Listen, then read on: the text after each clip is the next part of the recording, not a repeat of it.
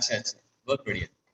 Ranjana Jain beat से हमारे परम भक्त हैं। बीट का पूरा शहर ही अनन्य भक्त है और बहुत उत्साही लोग हैं, बहुत अच्छी भक्ति उनकी है। वो कम में बम करने वाले हैं।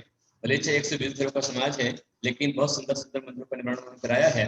उसमें रंजना जैन एक परिवार है जो आज यहाँ पर दीप प्रज्वलन करने का पुण्य संचय कर रहे हैं। पूरे संपूर्ण परिवार को मेरा बहुत सारा आशीर्वाद, कीजिए दीप प्रज्वलन। जी जी गुरुदेव, मैं 1 मिनट शुरू कर रहा हूँ। हाँ,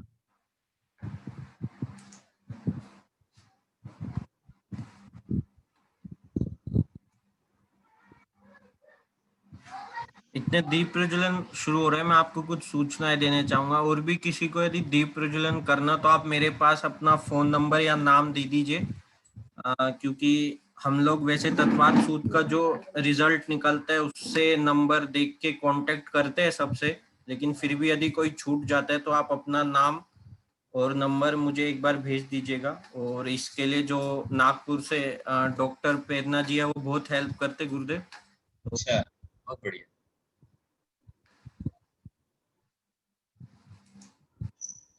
अच्छे अच्छे सिलेक्टेड लोग हैं आप लोग, और बहुत बढ़िया, अच्छी भक्ति। शुरू कीजिए। अभी शुरू करते हैं आज का दीप।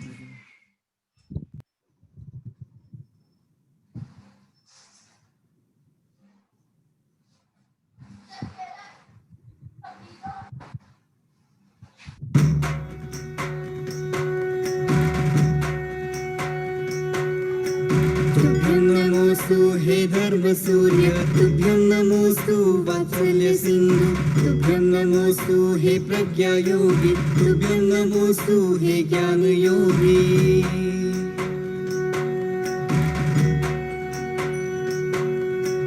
तुभ्यं नमोस्तु महाकवीश्वर, तुभ्यं नमोस्तु हे आर्षमार्गी, तुभ्यं नमोस्तु हे मोक्षमार्गी, तुभ्यं नमोस्तु गुरुभक्ति नंदी, तुभ्यं नमोस्तु गुरुभक्ति नंदी, तुभ्यं नमोस्तु गुरुभक्ति नंदी।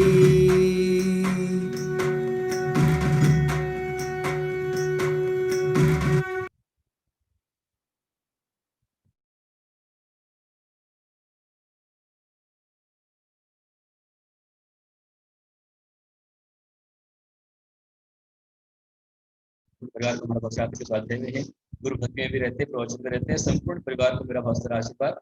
और हम लोग जब भीड़ में थे तो आप लोगों ने भक्ति की है, आहार दान दिया है। सभी परिवार के पुरुष लोग हमारे पास सेवा को आते थे और सारी माताएं माता जी स्कूल जाती थी, बच्चे बहुत सेवा करते थे। तब तो मेरा बहुत सारा आशीर्वाद। आइए हम चलते हैं मोक्ष शास्त्र की ओर। कल हम लोगों ने पढ़ा था कि साता वेदनी कर्म का आश्रय किससे होता है।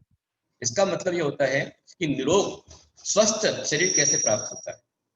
तो आप जितना अनुकंपा करेंगे, भूत अनुकंपा, प्रति अनुकंपा, और जितना दान करेंगे और जितनी साधना करेंगे, सराग संयम, और इसमें आदि लगा, और सराग संयम संयम आदि, तो मतलब इसमें अविरत समय दृष्टि भी है, इसमें देश व्रति भी है, महाव्रति भी है, जो व्रतों की साधना है, तथा योग अर्थात अपने मन वचन काय को सरल करना, शांति स्वभाव को धारण करना, और शौच मतलब शुचि भाव लाना, लोभ नहीं करना, क्रोध को छोड़ देना, लोभ को छोड़ देना। इसको छोड़ने से सरल परिणामों से भी साता वेदनी कर्म का आश्रय होता है। जितना हम परोपकार करेंगे, आज सवेरे भी आया था, रहे भावना ऐसी मेरी सरल सत्य व्यवहार करूं, बने जहां तक इस जीवन में औरों का उपकार करूं। तो ये औरों का उपकार करने की जो भावनाएं हैं, परोपकार की भावनाएं हैं, ये परोपकार ही हमें साता वेदनी का आश्रय कराता है। जैसे मैं अभी पढ़ा रहा हूं, ये परोपकार है, स्व परोपकार है, मेरा भी अपना उपकार है, आपके लिए भी। मैं अपने ज्ञानावरण कर्म के नाश के लिए स्वाध्याय कर रहा हूं।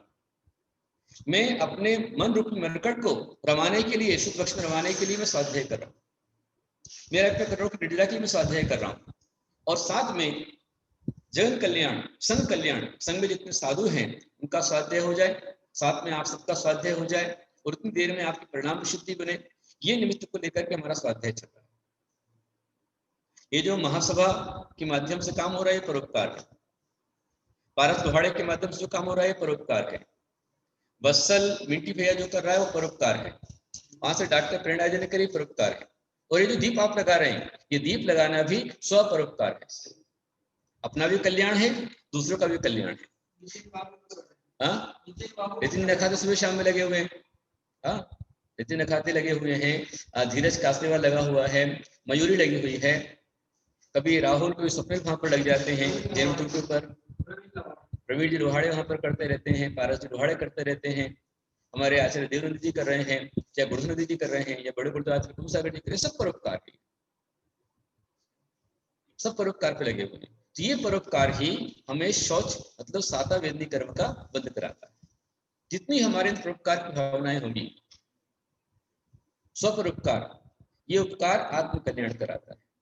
अब इसके बाद में अगला सूत्र हमारा बनता है सूत्र नंबर 13। ये सबसे महत्वपूर्ण सूत्र है और ये बतलाता है कि किन कारणों से दर्शन मोहिनी कर्म का आश्रय होता है।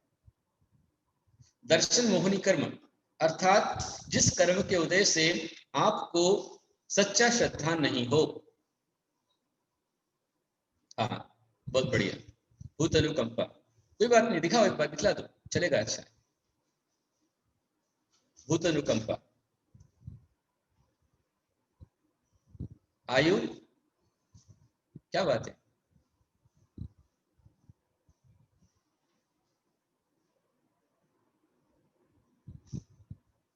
चलो 13 नंबर का सूत्र है, वो है दर्शन मोहिनी का कारण कैसे होता है। जो अनंत संसार के लिए कारण है, संसार भ्रमण कराने वाला है, और जो देव शास्त्र गुरु पर सच्चा श्रद्धा नहीं होने देवे, सत्य तथ्य का आपको नहीं पहुंचने देवे, सच्ची जानकारी नहीं आने देवे, वह दर्शन मोहिनी कर्म होता है। धर्म से विरोध में लेके जाता है, गुरु से विरोध में लेकर जाता है, परमात्मा के विरोध में लेकर जाता है, जिनवाणी के विरोध में लेकर जाता है, और जो विरोध करता है उसका ही संसार अनंत बढ़ जाता है। ये अभी 12 नंबर का सूत्र हमारे सामने खुला हुआ है। साता वेदनी का आश्रय किससे होता है? भूत अनुकंपा। आप प्राणी मात्र पर अनुकंपा करते हैं, उसमें 1 इंद्री, 2 इंद्री, 3 इंद्री, 4 इंद्री, 5 इंद्री, सबके उपकार के लिए जो है ये भूत अनुकंपा। जल को बचाना भूत अनुकंपा है। आयु और नाम कर्म के उदय से जो चारों गतियों में उत्पन्न होने वाले जीव हैं उनको भूत कहा जाता है, तो जीव। और जो अहिंसा के धारण करते हैं वो व्रती।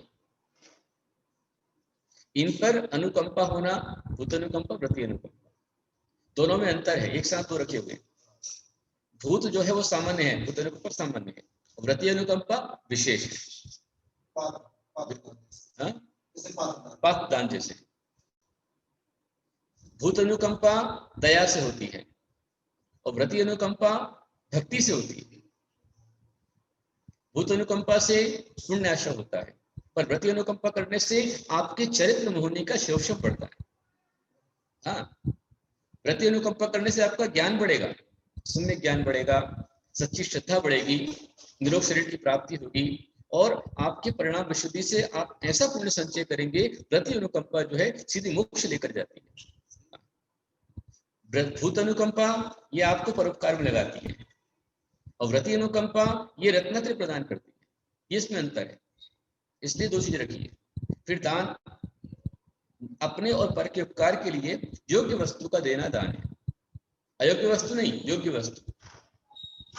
कोई मांगने आ गया, भाई मेरा बेटा बहुत शराबी है, शराब का नशा करता है, आज नहीं मिली तो मर जाएगा, दे दो उसके लिए, और आप दे रहे हैं तो कोई दान नहीं है वो। पाप का बंद है। हाँ, अयोग्य घर में अयोग्य पात्र को अपनी बेटी देना ही पाप के लिए कारण है, उसके जीवन को बिगाड़ना है। समदत्ती में आता है, जो आपकी बेटी जैन धर्म की प्रति श्रद्धा रखती है, रोज मंदिर जाती है, गुरु भक्ति करती है, सेवा करती है, हारदान देती है, इस धर्मात्मा बच्चे को यदि आप किसी अन्य कुल में डाल देते हैं जिसको धर्म का ज्ञान नहीं है, आपको सज्जन परिणाम वाला है, और वो कहता है कि नहीं आप धर्म कीजिए और हम इसके अनुसार धर्म करेंगे, ये भावना यदि है तो बात एक अलग। ये सब भूत अनुकंपा, व्रती अनुकंपा समझ में आ गई आपको? भूत अनुकंपा आपको पुण्य बंध कराएगी, लेकिन व्रती अनुकंपा रत्नत्रय प्रदान कराएगी। व्रती अनुकंपा चरित्र मोह का क्षोभ बढ़ा देगी, बिल्कुल, प्रति अनुकंपा आत्म कल्याण करती है और दान ये नीच पर दोनों कल्याण करता है। दान का तो इतना अच्छा सुंदर वर्णन कार्तिक अनुप्रेक्ष्य के अंदर आया हुआ है। जिसने दान दे दिया, आहार दान दे दिया, उसने एक तरह से साधु को पंच महाव्रत दे दिए, मोक्ष दे दिया, रत्नत्रय दे दिया और उसके बदले में रत्नत्रय प्राप्त कर लिया, मोक्ष प्राप्त कर लिया।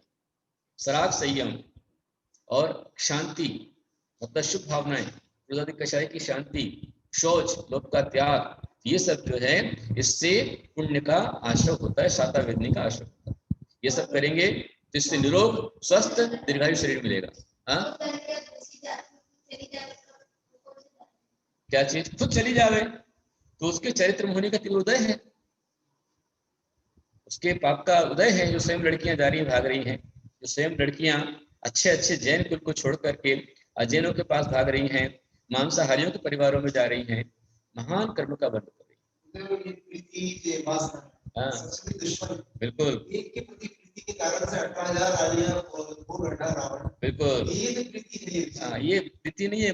हाँ, हम एक प्रीति करते हैं, माता पिता का भी मूल्य नहीं समझते। बिल्कुल, ये संसार कितना नाश करा देती है। रावण ने एक मतलब विकृति की, उसे एक रावण की गलती ने उसको 18,000 रानियों का वियोग करा दिया, पूरा रावण कुल का नाश हो गया, राक्षस वंश का नाश हो गया और आज तक अपयश हो रहा है। इसलिए कभी किसी को नीच वृत्ति से नहीं देखना, हल्के से नहीं देखना। दुर्योधन ने छल कपट से पांडवों को जीता, छल से जीता, हालांकि गलती पंच पांडवों की भी है। कोई कितना भी कहे पर युद्ध के लिए नहीं जाना चाहिए, भाई हम नहीं खेलेंगे, हमारा त्याग है। ये सब जैन परिवार के लोग हैं। युद्ध के समान कैसे हो गए? धर्मराज कैसे धर्मराज कहेंगे? नहीं कह सकते। युद्ध खेलने बैठने नहीं चाहिए था, पर क्या होता है, विनाश काले विपरीत बुद्धि, बुद्धि कर्मानुसारिणी हो जाती है और जय मई तय गई हो जाती है। तो ये जो है, चलिए आगे पर चलते हैं। एक कोटेशन बहुत अच्छा आया था धर्मराज। हाँ, जो सच्चा जैनी है, हाँ, वो अपनी कन्या को कोई भी डाल देगा, किसी भी धर्म को नहीं देगा। हाँ, हाँ, आगे चलते हैं अगले सूत्र की ओर। मिंटी भैया, अगला सूत्र अनंत संसार का जो कारण है, दुख का जो कारण है और मिथ्यात्व कर्म का जिससे बंध होता है, अर्थात जिससे अश्रद्धा उत्पन्न होती है, धर्म के प्रति अनास्था पैदा होती है, वो सच्चे धर्म से जो दूर करता है, ऐसा कौन सा कर्म है जिससे इसका आश्रय होता है? कौन सी क्रियाएं, कौन सी एक्टिविटी है जो हमें धर्म से दूर ले जाती है? सूत्र नंबर 13, बोलिए। केवली शुद्ध संघ धर्म देवा वर्णवादो दर्शन मोहस्य। केवली शुद्ध संघ धर्म देवा वर्णवादो दर्शन मोहस्य। अर्थात दर्शन मोहनी का आश्रय किन से होता है? केवली शुद्ध संघ धर्म और देवों का अवर्णवाद करने पर। अवर्णवाद मतलब उन पर जो नहीं है ऐसे झूठे आरोप लगाना, लांछन लगाना, उनको दूषित कहना, गुणवान और महत्वशालियों में अपनी बुद्धि हृदय कलुषता के कारण से अविद्यमान दोषों का उद्भावन करना, जो दोष नहीं ऐसा झूठा दोष उनके बताना, निंदा करना, उनकी बुराई करना, ये सब अवर्णवाद है। अपवाद लगाना, निंदा करना, ये सब अवर्णवाद की पर्यायवाची। केवली भगवान, जैसे केवली भगवान केवल ज्ञानी होते और केवल ज्ञानी जो भगवान है उनको कहना कि वो केवली नहीं है, मैं केवली हूं, या केवली भगवान जो है केवल ज्ञानी होने के बाद भी जो है वो कवलाहार करते हैं।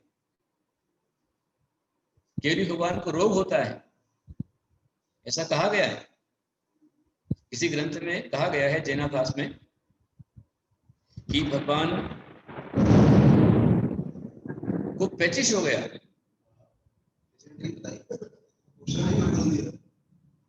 केवली कौन? तो इंद्रिय और क्रम के व्यवधान से रहित जो ज्ञान वाले वो केवली भगवान। जिन्होंने संपूर्ण ज्ञानावरण कर्म का नाश किया है और जो चराचर को युगपत जानते हैं वो सर्व भगवान केवली कहलाते हैं। और शुद्ध क्या है? तो केवली भगवान के द्वारा कहा हुआ और ग्रंथ भगवान को ग्रंथित किया ग्रंथि शुद्ध कहलाता है। संघ क्या है? तो जो रत्नत्रय से युक्त मुनियों का समूह है, मुनि आर्यिका छल छलिकाओं के चतुर्थ संघ का समूह है, वो संघ कहलाता है। और धर्म जो अहिंसादि लक्षण स्वरूप धर्म है, जिससे मोक्ष मार्ग प्रशस्त होता है, वो धर्म है। देव जो 4 गतियों में उत्पन्न हुए, मतलब देव तो केवली श्रुत संग स्वामी आचार्य कितने ज्ञानी थे और वो जानते थे कि पंचम काल में कुछ ऐसे उल्टी खोपड़ी के लोग होंगे कि जो देवों के नाम पर समाज में तनाव पैदा करेंगे, और जो देवों के लिए उल्टा सीधा कहेगा वह भी दर्शन मोहनी कर्म का आश्रय कर रहा है, संसार को बढ़ा रहा है। केवली भगवान, केवली को कपड़ेधारी कहना, केवली भगवान पर कपड़े पहना देना, केवल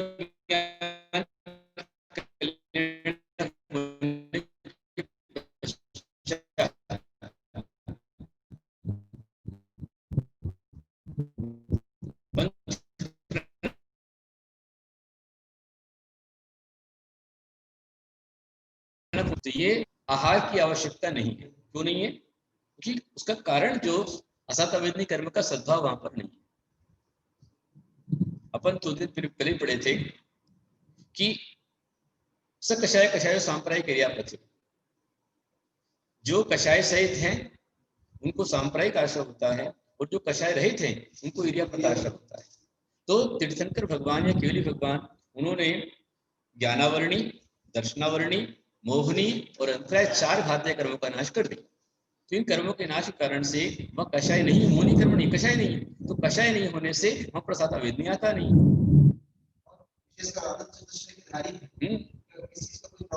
बिल्कुल, अनंत वीर उनको प्रकट हो चुका है, भूख कहां से रहेगी? रोग कैसे हो सकता? कदापि नहीं हो सकता। तो ऐसे केवली भगवान, उनको बताना कि भाई वो खाना खाते हैं, गलत। एक ग्रंथ में आता है कि मक्खले गोशाल ने तेजोरिषा का प्रयोग किया भगवान पर, महर्षि को 25 दस्त लग गए। कैसे हो सकता है? सवाल ही नहीं है। अथवा मल्लीनाथ भगवान को मल्लीबाई कहना, स्त्री को भी केवल ज्ञान हो जाएगा, ये गलत है, नहीं होता है। भगवान आदिनाथ तो दीक्षा लेने जा रहे थे हैं, और माता मरुदेवी हाथी पर बैठी है, तो हाथी बैठे बैठे उन्हें केवल ज्ञान हो गया, ऐसा लोग बोलते हैं। तो गलत है।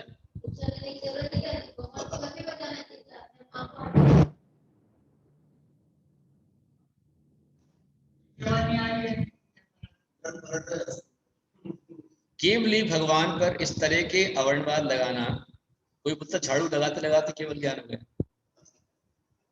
हो सकता है? केवल ज्ञान के लिए मनुष्य पर्याय में पुरुष वेद ही आवश्यक है और उत्तम सहनन चाहिए। वज्र नारायण सेन जिनको होगा, ऐसे जो है वो उत्तम सहनन के माध्यम से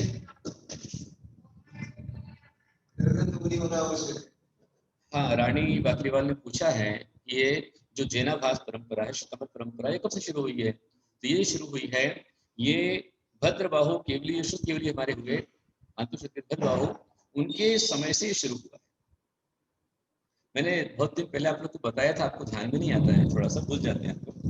मोक्षशास्त्र जब चल रहा था तभी मैंने बताया था कि जिस समय आचार्य भद्रबाहु स्वामी अपने साथ 24,000 मुनियों को लेकर के उज्जैन में आए थे, और उज्जैन की राजधानी जो है राजा सम्राट चंद्रगुप्त, उन्होंने उसको अपनी राजधानी बनाया था, उज्जैन को बनाया था, और पाटलिपुत्र भी उनकी राजधानी थी। 2 राजधानी थी। वो पूरे भारत का, अखंड भारत का सम्राट था चंद्रगुप्त मौर्य। तो उस समय पर चंद्रगुप्त सम्राट ने सपना देखे थे, 16 सपने देखे थे। और एक स्वप्न देखा था कि एक सर्प है जिसके 12 फणे हैं और उस 12 फणों के अंदर में लाखों हजारों जीव काल कवलित होते जा रहे हैं, ग्रसते हुए देखा। तो भद्रबाहु स्वामी ने बताया था उस स्वप्न का फल कि हे चंद्रगुप्त, उत्तर भारत में 12 साल का भीषण अकाल पड़ेगा। इसलिए और साथ में उनको निमित्त ज्ञान और हुआ। जब भद्रबाहु आचार्य आहार करने जा रहे थे तो उस समय एक पालने में लेटा हुआ मुश्किल से 4-6 महीने का बच्चा जो बोल नहीं सकता है, वो मुनिराज को, आचार्य भद्रबाहु स्वामी को देखकर बोलता है, गच्छ गच्छ, जा जा जा। और यदि हम आहार करने जा रहे तो हमको जाओ, ऐसे यदि हमको कह देता है तो हमको अंतराय करना पड़ता है, चले जाओ यहाँ से, यहाँ नहीं आना, ऐसा बोले तो अंतराय होगा। तो भद्रबाहु स्वामी ने अंतराय कर दिया, मौन खोला और उस बच्चे को पूछा, वो 6 महीने का बच्चा, उसको पूछा कितने बरस, तो बच्चा बोलता है बार बार बार। तो भद्रबाहु स्वामी अंतराय करके लौट के आ गए उद्यान में, और एक बड़े आचार्य का अंतराय, अंतिम शुद्ध केवली। शुद्ध केवली होना एक अलग है। शुद्ध केवली का मतलब केवली नहीं है, ध्यान रखना। शुद्ध केवली का मतलब है कि जिनको 11-14 पूर्व का द्रव्य और भावात्मक पूर्ण रूपेण ज्ञान है, वो शुद्ध केवली कहलाते हैं। ऐसे शुद्ध केवली को, क्योंकि उन्होंने 4 घातले कर्म का नाश नहीं किया है, ना उनके ज्ञानावर्णी कर्म का नाश हुआ है, न दर्शनावर्णी, न मोहनी, न अंतराय, तो ऐसी अवस्था में वो जो शुद्ध केवली हैं उनका आहार हो सकता है, उन्होंने अभी कर्मनाश नहीं किया। परंतु जो केवली भगवान जिन्होंने 4 घातले कर्मों का नाश कर दिया है, तो ऐसे केवल ज्ञानी भगवान को कदापि आहार नहीं होता, वो अरहंत है। और जो शुद्ध केवली वो छठे गुण सामर्थी मुनि आचार्य, तो आचार्य जब तक है, उपाध्याय है, साधु है, तब तक तो आहार होगा। पर जब श्रेणी आरोहण कर जाएंगे, कर्मों का नाश कर देंगे, तो वो अरहंत कहलाएंगे, उनको आहार नहीं होगा। ये अंतर है ना, ध्यान रखना। तो भद्रबाहु स्वामी लौट कर आ गए, आहार नहीं किया उन्होंने, और उस समय ही पूरे उज्जैन में तहलका मच गया। भद्रबाहु स्वामी लौट गए थे, स्वयं सम्राट चंद्रगुप्त मौर्य गए, परम भक्त थे उनके। उन्होंने पूछा आप क्यों लौट के आ गए, तो बोले मुझे संकेत हुआ है। तो भद्रबाहु स्वामी चंद्रगुप्त बोला कि मुझे भी स्वप्न दिखा है। बोले क्या स्वप्न दिखा है, कि बोले एक सर्प है जिसके 12 फणे हैं, और 12 फणों के अंदर में हजारों जीव उसके मुंह में चले जा रहे हैं। भद्रबाहु स्वामी ने कहा कि तुम्हारा स्वप्न और आज का संकेत दोनों एक सरीखा है। मैं जब जा रहा था तो एक 6 महीने का बच्चा बोला जाओ जाओ जाओ, जा जा। मैंने पूछा कितने वर्ष, तो उसने कहा 12, तो 12 साल के लिए चले जाओ। और तुमने देखा है 12 फण वाला सर्प, तो ये मतलब हो गया कि उत्तर भारत में 12 साल का अकाल पड़ेगा। तो इसलिए वहां पर, और इसके अलावा चंद्रगुप्त सम्राट ने 16 स्वप्न और देखे थे। आपको सभी को आवाज आ रही है ना मेरी अच्छे से? जी गुरुदेव, एकदम क्लियर आ रही जी। अच्छा ठीक है, तो महावीर भगवान की जय। तो उस समय भद्रबाहु स्वामी ने 16 सपनों के फलों को देख करके, 16 सपने के परिणामों को देख करके उन्होंने पूरे संघ को आदेश दिया कि यहाँ 12 साल का भीषण अकाल पड़ेगा, और इससे हमारे दिगंबर जैन मुनियों के संयम में बहुत बाधा आएगी, इसलिए हम सबको यहाँ से दक्षिण भारत की ओर चलना। अब भद्रबाहु स्वामी थे, उनके साथ 24,000 मुनि थे, और 4,000 मुनियों पर एक आचार्य थे। भद्रबाहु आचार्य, गोवर्धन आचार्य, विशाखाचार्य और रामिलाचार्य, स्थूलाचार्य, स्थूलभद्राचार्य। तो उसमें से रामिलाचार्य, स्थूलभद्र से स्थूलाचार्य, जो ये 3 आचार्य थे, इनके अंडर में जो 12,000 मुनि थे। तो उन्होंने 2 दिन बाद भद्रबाहु स्वामी से कहा कि भगवान आप बोल रहे दक्षिण जाने के लिए, तो यहाँ के जितने जैन श्रावक हैं उनकी भावना है कि हम यहाँ रहें, और उन्होंने कहा है कि हम किसी हालत में आपकी व्यवस्था में कमी नहीं आने देंगे। भद्रबाहु स्वामी ने कहा कि वो श्रावक दुष्काल को नहीं रोक सकते, बहुत समस्याओं का सामना करना पड़ेगा, पर वो नहीं माने, तो 12,000 मुनि यहाँ रुक गए उज्जैन में, और 12,000 मुनि आचार्य भद्रबाहु के साथ में दक्षिण भारत की ओर चले गए। और ये भीषणता को देख करके चंद्रगुप्त सम्राट ने भी दीक्षा ले ली और मुनि बनकर उनके साथ में चले गए। 12,000 मुनि दक्षिण भारत की ओर चले गए और 12,000 मुनि उज्जैन में रह गए। तब से ये श्वेतांबर मंजूषरा है ना, ये सब जगह आता है, इस तरह से आता है। उस समय जब इस समय ये 12,000 मुनि यहाँ पर रहे, यहाँ जैन श्रावक थे, अच्छे अच्छे सेठ लोग थे, खूब अच्छे अच्छे आहार की व्यवस्था करते थे, होती थी। जैसे आज भी देखो आप, कोरोना महाकाल चल रहा है, महामारी काल चल रहा है, फिर भी दिगंबर जैन मुनियों के आहार की व्यवस्था जैन श्रावक कर रहा है, हो रही है। तो ऐसे ही जो 12,000 मुनि थे बराबर नियमित रूप से उज्जैन में आहार करने जाते थे, उनका अच्छे से आहार होता था। परंतु जैन जो थे उसमें कुछ अच्छे भी थे और कुछ बहुत लालची थे। उन्होंने मुनाफाखोरी बचा रखी थी, महंगे महंगे दामों के अंदर में जाम सामान बेचते थे। पहले स्टॉक कर लिया अनाज का, बाद में उसको बेच रहे हैं। तो ये अवस्था में जो गरीब लोग थे वो उड़ते थे, हाँ, कि हमें तो खाना नहीं मिल रहा है और ये जैन लोग इतना पैसा कमाते हैं और इनके साधु लोग मस्त खाते हैं। तो इसलिए गुस्से में आकर के कुछ लोगों ने जो है रास्ते में दिगंबर जैन मुनियों के पेट फाड़ दिए। तो सारे जो जैन श्रावक थे उन्होंने भद्रबाहु से चले गए थे और स्थूल भद्राचार्य के पास में आए, स्थूलाचार्य के पास में आए और उनके पास में कहा कि भगवान ये समस्या खड़ी हुई है, इसलिए आप एक काम करें कि अभी अपवाद काल में आप थोड़ा सा नियम में ढील कीजिए। कैसे डील कीजिए?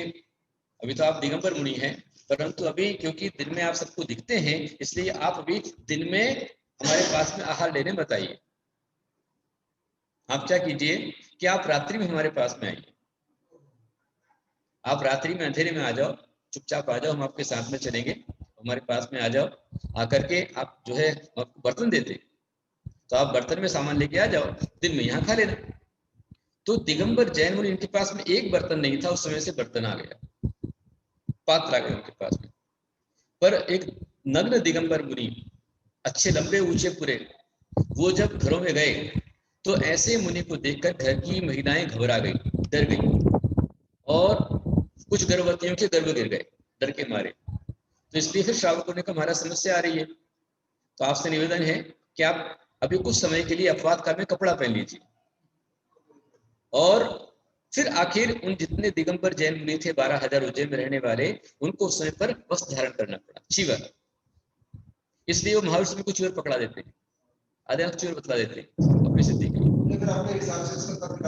फिर अपना धर्म छोड़ते गए, चीवर धारण किया, बर्तन धारण किए, और फिर उसके बाद क्या हुआ कि रास्ते में कुत्तों ने काट लिया अंधेरे में।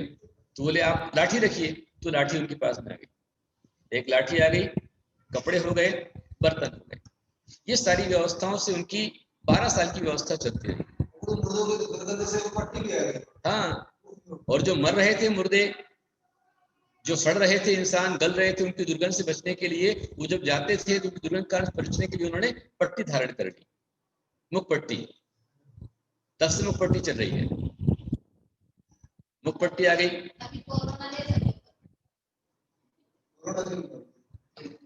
वो तो सब चीजों में विभिन्नता आ जाएगी पूरी।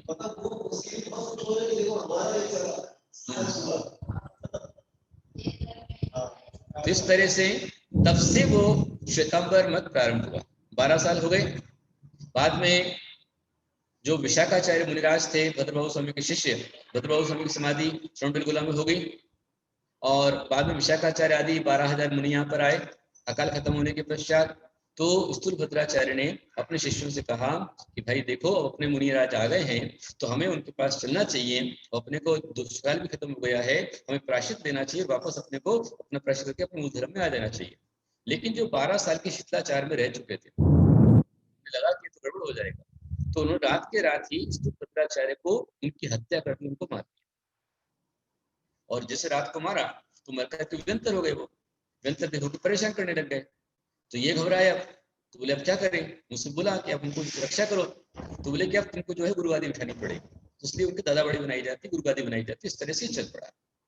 इस तरह श्वेतांबर व्रत जो है भद्रबाहु स्वामी के बाद चला है, उनके समय ही जो रुके थे 12,000 मुनि, मतलब श्वेतांबर व्रत चालू हो गया। तो वो लोग क्या मानते हैं अपने मत की सिद्धि के लिए, केवली भगवान जो है कवलाहार करते हैं, केवली भगवान कपड़े पहनते हैं, केवली भगवान को श्रृंगार अंगी लगाते हैं, तो ये उनका अवर्णवाद है। इससे दर्शन होने का आश्रय होता है। और शुद्ध मतलब जिनवाणी। अब जैसे आज कई लोग बोलते हैं कि जिनवाणी पंचामृताभिषेक नहीं है, जिनवाणी देवता का सम्मान नहीं है, जिनवाणी में ये काम नहीं है, तो जो इस तरह झूठ बोल रहा है वो दर्शन होने का आश्रय कर रहा है। जिनवाणी में हिंसा को बताया हुआ है, जिनवाणी हिंसा को स्वीकार करती है, जीव हिंसा को स्वीकार किया हुआ है, तो ऐसा झूठा आरोपण लगाना इससे असाता वेदनी का आश्रय होता है। और संघ, जो मुनि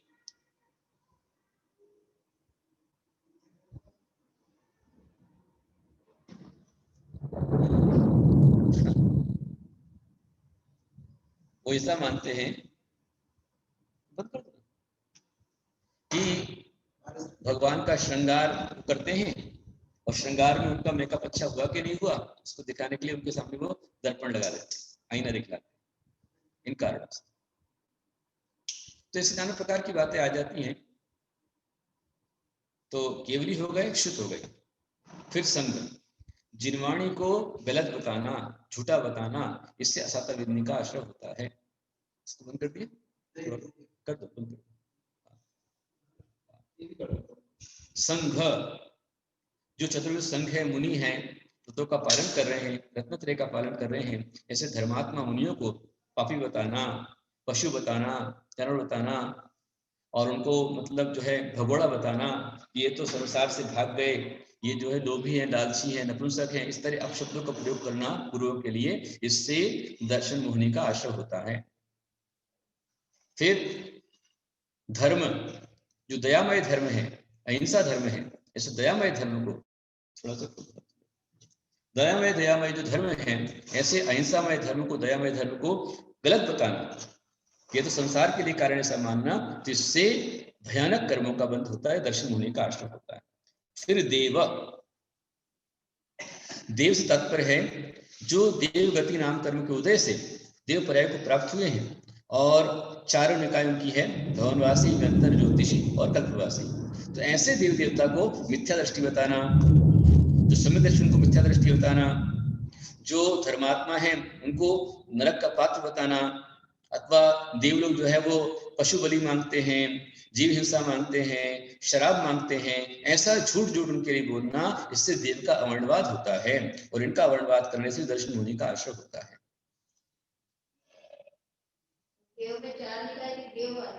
हाँ, जो देव अवर्णवाद का विषय आया हुआ है,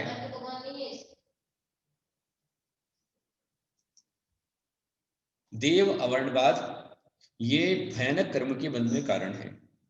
जो देव हैं उन देवों को, देवों से यहाँ पर किसको लिया हुआ है, चार गति के देव लिए। जो चार निकाय के देव हैं, भवनवासी, व्यंतर, ज्योतिषी, मानवासी, तो इनको भी आप यदि कहते हैं से पद्मावती माता सम्यक दृष्टि है, क्षेत्रपाल जी शासन देव सम्यक दृष्टि है, तो ऐसे सम्यक दृष्टि देवता को मिथ्या दृष्टि बताना,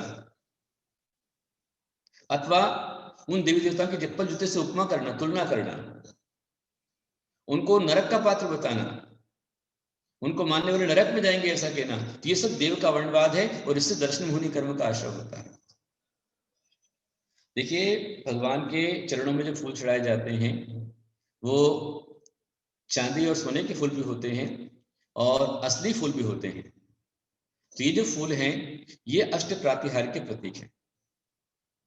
अपने मोहनी कर्म के नाश के लिए, अपने काम रोग के विनाश के लिए भगवान के चरणों में फूल चढ़ाए जाते हैं। उसमें असली ओरिजिनल फूल चढ़ाना सब श्रेष्ठ है, और कुछ लोग जो है सोने चांदी की चढ़ाते हैं, तो कोई उसमें दोष नहीं है उसमें। लेकिन असली फूलों को छोड़ देना और सिर्फ चांदी वाले फूल उसके स्थान पर चढ़ाना, उसमें मूंगी आती है, कीड़ी आती है सोच करके, तो ये गलत है। ये जिनवाणी के गलत रास्ते पर, जिनवाणी को छोड़कर आप चल रहे हैं। असली फूल तो असली फूल चढ़ाना चाहिए। और चींटी मुंगी यदि आती है, वहां पर कीड़े आते हैं तो उसको हटाने की व्यवस्था करनी चाहिए। इस तरह की व्यवस्था आप बना दो, कपूर आगे लगा करके, उससे जीव जंतु ना आवे। अथवा सिर्फ पुष्पवृष्टि भी कर दिया आपने तो भी कोई दोष उसके अंदर नहीं है। अब मैं आपको बता रहा था देव अवर्णवाद। देव अवर्णवाद के अंतर्गत जो देव सम्मान के पात्र हैं, आदर के पात्र हैं, उन देवी देवताओं को उनका सम्मान नहीं करना चाहिए, उनको मंदिर से निकाल देना चाहिए, मंदिर में उनका कोई स्थान नहीं, इस तरह जो कहता है वो देव का वर्णवाद कर रहा है। अथवा जो जिन शासन देव हैं उन्हें कुदेव मानकर उनका बहिष्कार करना, उनको कुदेव बतलाना, तो ये झूठ है, गलत है। मैंने पहले ही बताया था कि कुदेव और सुदेव कौन।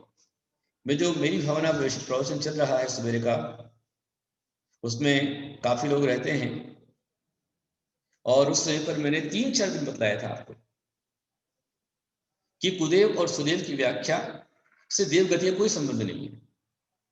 समझ में आ रहा है? कुदेव और सुदेव की व्याख्या से देवगति की जगह कोई संबंध नहीं है। कुदेव और सुदेव मनुष्य पर्याय के अंदर ही घटाए जाते हैं।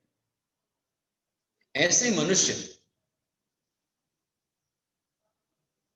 सुवर्ण जी मैंने सब बता दिया है पूरा, आप शायद प्रवचन में नहीं होंगे। अभी मेरी भावना पर जो प्रवचन चला था एक कम से कम 1 हफ्ते चला है।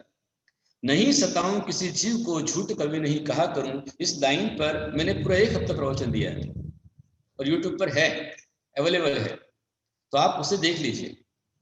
और इस कहानी के अंदर बता चुका हूं, इस प्रवचन में बता चुका हूं कि फूल तोड़ने से जो फूल पूर्णतः विकसित हो गया है, खिल गया है, ऐसे खिले खिले सुंदर से फूलों को लेने में किसी प्रकार की हिंसा नहीं है, कोई दोष नहीं है। क्यों नहीं है वो मैंने उसको बताया हुआ है, फिर भी आपको संक्षिप्त थोड़ा बता देता हूँ।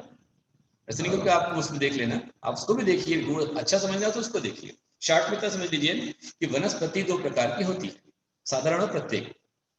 तो जिस वनस्पति में एक ही वनस्पति के आश्रित अनंत अनंत जीव होते हैं, एक साथ जन्मे एक साथ मरे, अपन बोलते ना, एक श्वास में 8-10 बार जन्म्यो मरियो भरियो दुख भार। तो एक साथ एक श्वास में अनंत जीव, एक आलू में, उदाहरण दे रहा हूं, आलू में एक सुई की नोक बराबर आलू के टुकड़े में, सुई की नोक बराबर आलू के टुकड़े में अनंत जीवों के शरीर होते हैं, अनंत शरीर है, और एक एक शरीर में अनंत अनंत जीव उसके अंदर है। इसलिए आलू अनंत काय है, मूली अनंत काय है, गाजर अनंत काय है, शकरकंद अनंत काय है। आलू, मूली, गाजर, शकरकंद, अरबी, घुइयां, रतालू, ये सब जो है, सूरण, ये सब अनंत काय है। और ऐसे अनंत काय जो जीव है, वनस्पति है, उसको साधारण वनस्पति कहते हैं। साधारण वनस्पति हाथ लगाने के लायक भी नहीं है, खाना आदि तो बहुत दूर की बात है। और प्रत्येक वनस्पति, जिस वनस्पति में, पूरी वनस्पति का स्वामी एक ही जीव होता है, वो प्रत्येक वनस्पति कहलाती है। वो कौन सी कहलाती है? उसका ऊपर पे जो भी जितना है, सारे अनाजों के आपके पौधे, गेहूं, चावल, मूंग, उड़द आदि आदि, ये सब, या फिर गुलाब, चंपा, चमेली, मोगरा, जाई, जूही आदि के जो पुष्पों के फूल हैं, ये प्रत्येक वनस्पति है। और आम, जाम, संतरा, मौसम्बी, केला, अंगूर आदि, ये सब प्रत्येक वनस्पति है। तो प्रत्येक वनस्पति में पूरी वनस्पति का स्वामी, मतलब जड़ से लेकर के उसके फल तक पूरी वनस्पति का स्वामी एक जीव होता है, इसको प्रत्येक कहते हैं। वनस्पति में साधारण प्रत्येक, जिसमें एक शरीर में अनंत जीव, साधारण वनस्पति, और जिसमें एक शरीर में एक ही, वो अनंत वनस्पति, प्रत्येक वनस्पति। वो बतला चुका हूं पहले, अनिश सब बोल दिया मैंने। अदरक है, हल्दी है, जब तक गीला है, आर्द्र है, तब तक वो साधारण है।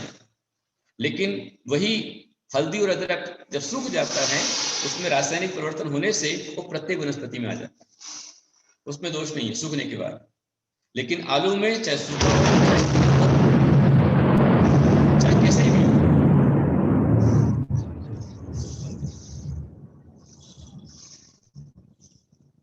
बरसात यहाँ पर हो रही है, औरंगाबाद बरस गया वो, औरंगाबाद से फिर औरंगाबाद उन्होंने यहाँ भेजा है उसको, तो वो यहाँ बरस रहा है। तो आपके हो रहा है ना पानी, अच्छी बात है, वहीं बरस दो यहीं बरस दो, बढ़िया। तो प्रत्येक वनस्पति में फूल आते हैं, और जैसे गुलाब का पौधा है तो गुलाब के पौधे में उस फूल के जड़ से लेकर के संपूर्ण पौधा, उसकी शाखा, टहनियां, कांटे, पत्ते, फूल आदि जो भी हैं, वो पूरी वनस्पति का स्वामी ओनली वन जीव है। इसको बोलते हैं प्रत्येक वनस्पति। तो ऐसी वनस्पति में पूरी वनस्पति में एक ही जीव है, और उसमें से यदि आपने फूल निकाल लिया तो क्या सुवर्ण जी, ध्यान सुनिए, क्या फूल को निकालने पर, फूल को लेने पर क्या जो गुलाब का पौधा है वो नष्ट हो जाता है? होता है क्या? नहीं। एक आम आपने तोड़ लिया तो आम को लेने पर क्या आम का वृक्ष नष्ट हो रहा है क्या? नहीं हो रहा है। इस कारण से जो जीव है वो अपने वृक्ष के अंदर है। गुलाब का फूल अथवा कोई फूल हो, जब विकसित होता है, खिलता है, तो खिलने के पश्चात एक समय के बाद वो भी, उसकी आयु पूरी होती है, मुझे जाता है, खिल जाता है। तो खिलने की पहले यदि आपने तोड़ लिया, उसको निकाल लिया, तो निकालने पर कोई प्रकार की जीव हिंसा नहीं होती है, और ऐसे फूल को लेने में कोई दोष नहीं है।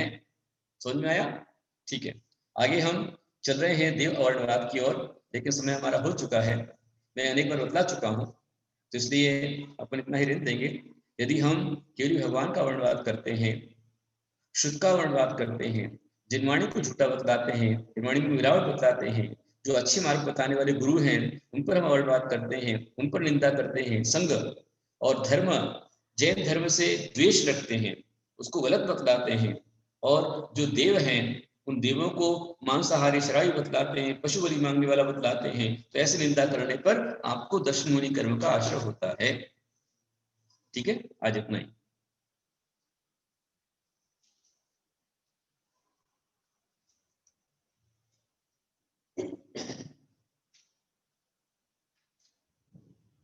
बेंगलोर में पास में 3 किलोमीटर पर शीतला मंदिर है, वहाँ एक अलग मूर्ति रखी गई है, तो कहते हैं ये दिगंबर मूर्ति है, लेकिन मूर्ति के चक्षु नजर आते हैं।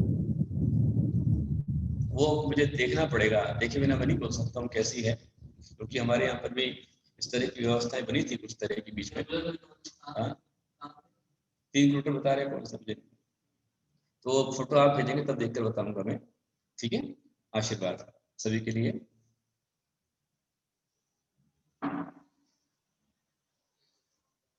फूल में, पराग में 10 जीव होते हैं, ऐसा कल प्रश्न मंच में टीवी पर बताया गया। तो जो बता रहे हैं ना वो सब गलत बता रहे हैं। फूल की सुगंध से अपने आप उस पर जीव आ ही जाते हैं। अली गुंजार करे तो जीव को नहीं चढ़ाया जा रहा है, या जीव को मारने की बात नहीं आ रही है, तुम फूल की बात कर रहे हो। जिन्होंने प्रश्न मंच के अंदर बताया वे ही क्या आहार नहीं करते हैं, और आहार के अंदर में जो फल आते हैं, क्या फलों में जीव नहीं निकल जाते हैं? एप्पल है, संतरा है, मौसम्बी है, केला है, आदि आदि जो फल हैं, क्या उनमें जीव नहीं निकल जाते हैं? तो क्या उनमें जीव निकलने पर आपने फल खाना छोड़ दिया क्या? नहीं, जिसमें जीव है उसको अलग कर दिया जाए। ऐसे ही जो फूल है उस पर जीव आएंगे, पक्के में आएंगे, तो फूल डाल दीजिए वहां पर, अपने आप नहीं आएंगे। आप स्वयं अपनी आंख से खोद कर देखो, स्वयं करके देखो कि जहाँ फूल रखे हैं आसपास में, यदि हम थोड़ा सा फूल डाल दिया, अपने आप चींटी वगैरह जीव जंतु नहीं आते, सब बढ़ जाते हैं।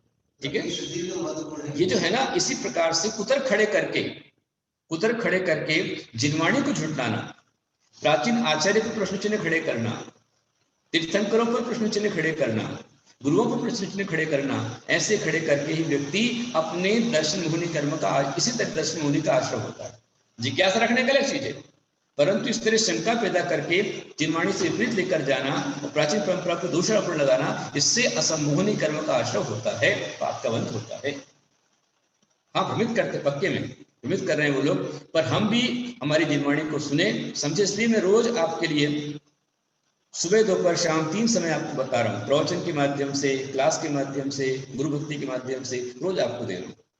और उसमें जिनका संसार दीर्घ होगा वो नहीं सुन पाएंगे, और जिनका संसार अल्प है, जो अल्प संसारी है, पुण्यात्मा है, अवश्य में वो सुनेंगे और समझेंगे, मानेंगे। ठीक है,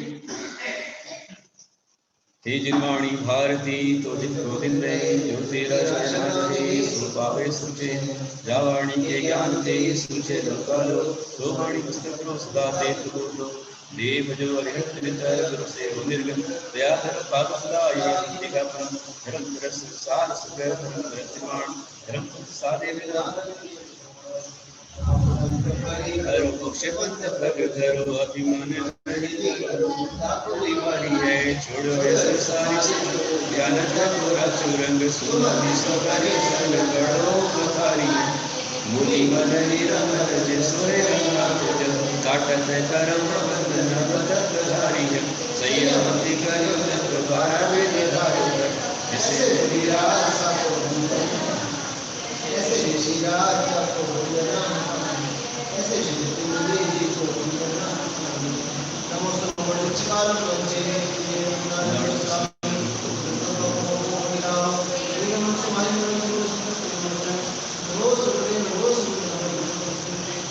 हमारा आज का यूनिक कोड है 3.5 हमारा आज का यूनिक कोड है क्योंकि आज हमने मुक्तागिरी सिद्ध क्षेत्र के दर्शन किए और मुक्तागिरी से 3.5 कोटि मुनि मोक्ष गए हैं। हैं? अच्छा हाँ अचल पुरवर्ण रे ईशान भाई मेंढगिरी से रे आउठे कोड़ियो डिब्बाण गयान मोते सिम। हाँ 3.5 कोटि मुनिराज वहां से मोक्ष गए हैं। तो 3.5 हमारा आज का यूनिक कोड है 3.5 टाइप सर कीजिए।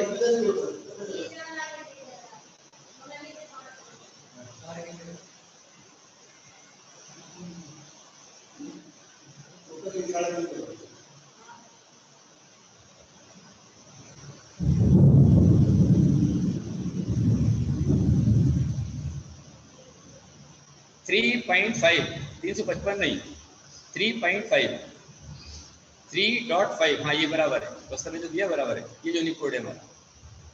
दीजिए नीरगंध वस्त्र आदि अर्घ भाव से किया आपका विधान मात्र भक्ति भाव से किया दिव्य देश राम हर है दिनेश आपकी माते अर्चना हरे प्रवंचना विभाव की माते अर्चना हरे प्रवंचना विभाव की।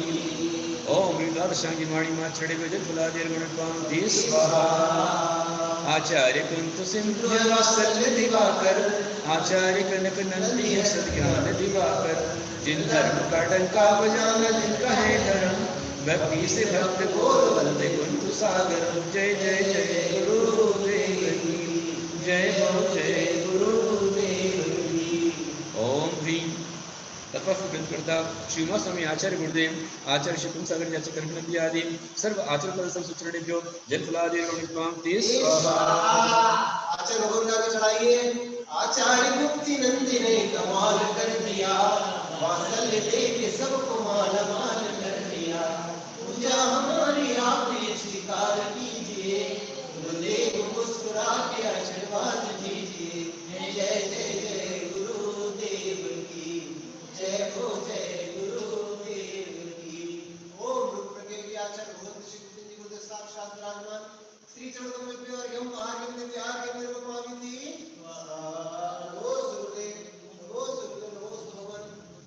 नमोस्तु गुरुदेव नमोस्तु गुरुदेव। गुरुदेव कल जो दुबई से कुंजल जी दोषी है उनके बेटे का कल बर्थडे था तो अच्छा। वो यहाँ पर है। गुरुदेव को नमोस्तु बोला तो वो दुबई से रोज सुनते हैं स्वाध्याय पर कल याद नहीं रहा। कल उनकी तरफ से शांति धारा भी हुई थी। ये उनका बेटा है अच्छा, और ये बेटी है। अभी ये लोग दुबई में अबू धाबी में ही रहते हैं और उनका कल बर्थडे था। अच्छा अच्छा बहुत बढ़िया। हाँ जो कुंजल जी के बेटे हैं दिनेश जोशी उनके बेटे को हमारा बहुत सारा आशीर्वाद बेटा जन्मदिन की बहुत सारी शुभकामनाएं आपके लिए। हाँ और आपकी भावना भाई है ना कोई बात नहीं कल आज मैसेज कर दीजिए आप फिर से हम कल आपकी ओर से आहारदान करवा देंगे ना अवश्य आहारदान शानदार हो जाएगी। कुंजल जी को दिनेश जी को और उनके दोनों बच्चों को हमारा बहुत सारा आशीर्वाद सबके लिए आशीर्वाद दीजिए। आप यहाँ पर और जो संघ है उनका दर्शन कर लीजिए और आगे हम चलेंगे।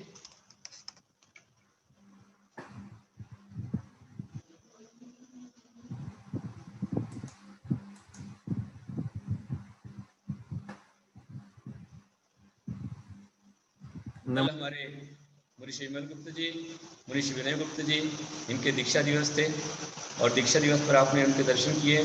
मुनीष हमारे चुलक धर्म गुप्त शांति गुप्त जी वहाँ पर हरिका आस्था श्री माता जी, और यहाँ पर मुनीषी विनय गुप्त जी, और यहाँ पर शुलिका तीर्थ श्री माता जी और धन्य श्री माता जी धन्य धन्य करते हुए आ रही हैं। सबके लिए हमारा बहुत सारा आशीर्वाद है जी। जय बोला चाहे श्री गुप्त नंदी जी गुरुदेव की जय। और मैं भी आप सबके माइक अनम्यूट कर रहा हूँ, आप सब लोग गुरुदेव को नमोस्तु बोल आशीर्वाद प्राप्त कीजिए। और इसी आईडी पे फिर हम 6:30 बजे मिलेंगे। और आज हमारे बीच गुरुदेव नमस्ते गुरुदेव वंदामी माता जी, शामी गुरुदेव। बोला चाहे श्री गुप्त नंदी जी